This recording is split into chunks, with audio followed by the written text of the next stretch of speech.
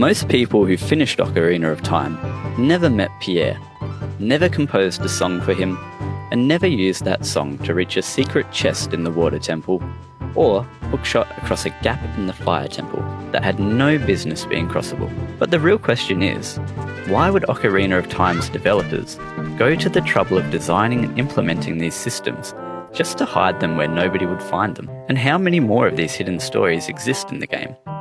Part 1. The Scarecrow System. Here's how it works. As a young Link, you visit Bonnaroo the Scarecrow in Lake Hylia and play him an 8-note sequence on your ocarina. Any sequence, your own composition, but up to 8 notes. He memorises it.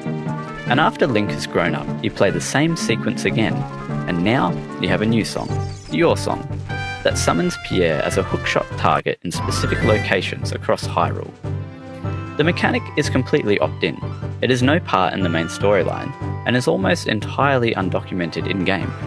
The game never tells you to go back to Bonnaroo as an adult. It never tells you that Pierre has a function beyond saying hi. And here's the kicker. If you never register a song as young Link, Pierre never appears, ever. A chunk of the game's options are simply locked away, permanently, based on whether you did one optional, easy-to-miss interaction before the time jump. It's not just Pierre. The Scarecrow's song is the most well-known example, but Ocarina of Time is riddled with this buried content philosophy. For example, the trading sequence.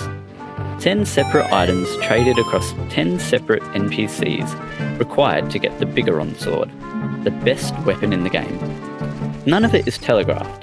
The chain starts with a pocket egg from a man in Kakariko village who doesn't explain why you would want it and what it leads to. Players either followed the chain obsessively or hit the first trade and walked away forever. Another example is the Big Poe hunting side quest.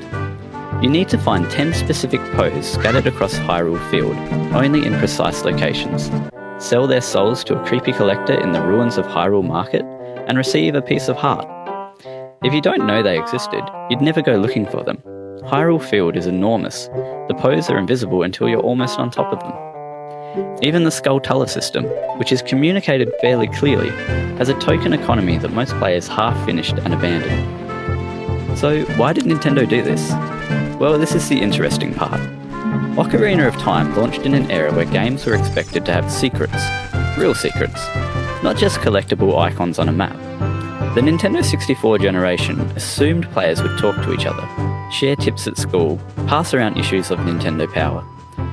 The secret content wasn't a design failure, it was social infrastructure, and it was done in a time before the internet.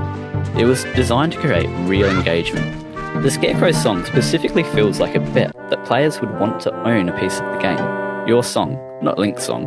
Not a song with a name in the lore or in the code, it's yours. A personalisation mechanic buried inside an already obscure optional system.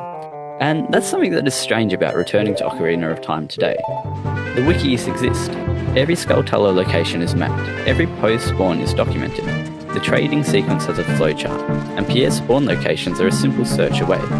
The secrets haven't changed, but the experience of the secrets have. The game was designed around a player who might spend 2 whole walkthroughs never realising Bigoron's sword exists. That sort of player is now extinct.